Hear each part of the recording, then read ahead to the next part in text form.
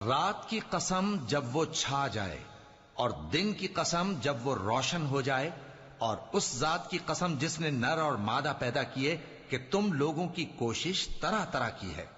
سو جس نے اللہ کے رستے میں مال دیا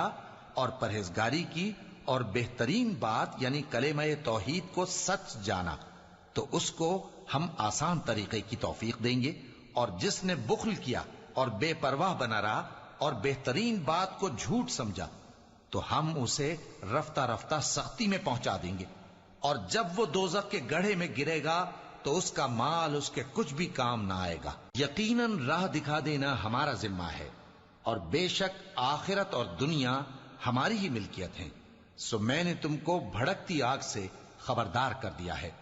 اس میں وہی داخل ہوگا جو بڑا بدبخت ہے، جس نے جھٹلایا اور منہ پھیرا، اور جو بڑا پرہیزگار ہے وہ اس سے